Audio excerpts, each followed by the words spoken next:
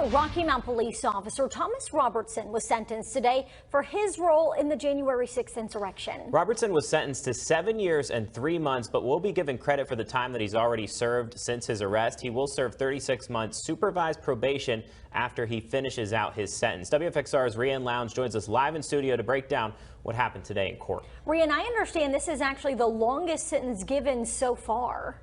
It is the longest sentence for anyone convicted in the Capitol riots. Robertson actually wrote a note to the judge asking for leniency, but while the judge said he appreciated the letter, he noted that Robertson had no choice but to accept responsibility given all the evidence. And following all that, the judge pointed out that Robertson still tried to put the blame on his wife leaving for New York and needing to care for a terminally ill friend.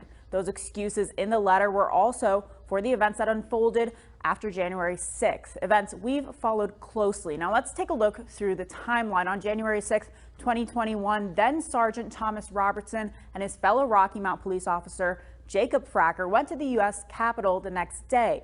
The next day, the town discovered a photo of Robertson posted of the two of them inside the Capitol, and the town manager James Irvin reported the police officers to the FBI. We learned of the participation on the 7th.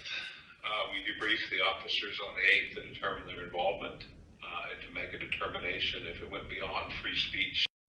And later that month, Robertson and Fracker were fired from the police department. In February, both former officers pleaded not guilty to federal charges filed against them. Flash forward to June of that year when the FBI searched Robertson's house, finding a loaded M4 rifle and an unassembled pipe bomb. He had also ordered about $50,000 worth of guns. That's according to court documents released the following month. Throughout those court filings, the judge identified violations of Robertson's pretrial release, and the former officer was ordered to remain in jail until his trial months later. Now, March of 2022, Robertson's colleague Jacob Fracker decided to cooperate with investigators and take a plea deal. A few days later, additional charges were added for Robertson. He was indicted for 6 charges total, including violent entry and disorderly conduct in a Capitol building.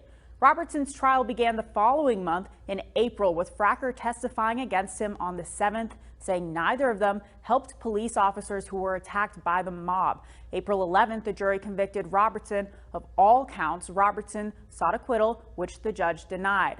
And at the start of August, it was announced that the feds were seeking an 8-year sentence for Robertson. It was in a sentencing today that the judge said Robertson's sentence would have been shorter without a trial. The judge says Robertson clearly expected violence and was one of the first people through the doors of the Capitol, meaning he wasn't swept up in a crowd. Live in studio, Rian Lounge, WFXR News. Rian, thank you.